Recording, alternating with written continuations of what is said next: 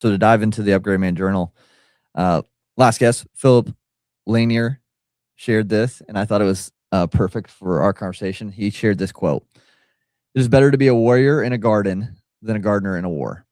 I love that quote. I've heard that quote so many times, and it's so true. And I think just to really hit that home, um, a man is a warrior outside of his castle, right? We go to battle every single day. Like we're providers, we're hunters, we're gatherers.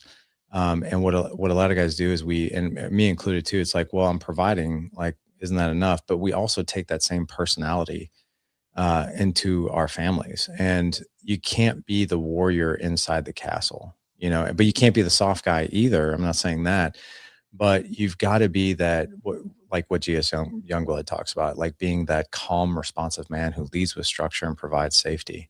So, our kids don't necessarily need us to be a warrior inside the castle. They need us to be their 3 a.m. call. And in order to do that, you've got to create structure, of course. You got to create discipline. I'm not saying that, but what you do need to do is create safety. That's, your kids and your wife actually have the exact same 3 basic needs, which is seen, heard, and safe, which kind of gives us guys the easy button. We can provide both those things just in different ways. Yep. Yeah, I love that, and yeah, I love that quote too. So when we were talking about, it, I was like, man, is he gonna bring this quote up because it's tracking exactly with what he was saying. And so it's just how perfect that was. So yeah. So on the flip side of that, what quote, comment, question would you like to leave for the next guest? Yeah, one of my favorite quotes. I think it was by Napoleon Hill. It was the first quote I used in Pursuit of Legendary Fatherhood. And whenever I've heard this quote for the very first time, I got the chills. Still do to this day.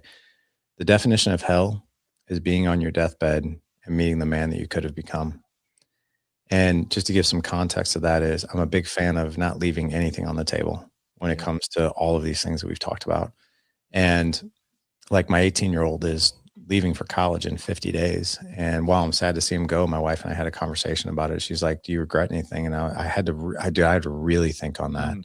I didn't Yeah. give it like, I was just like, I actually don't. I actually have no regrets. I was like, I really connected with him. I spent time with him. We adventured together. We did things together. Like we talked very deeply. Like I actually don't have any regrets. And like, so if I were to die tomorrow, I wouldn't have any regrets. And what I would encourage men to think about, and maybe even your next guest, is how does that manifest in somebody else's life when you think about that quote?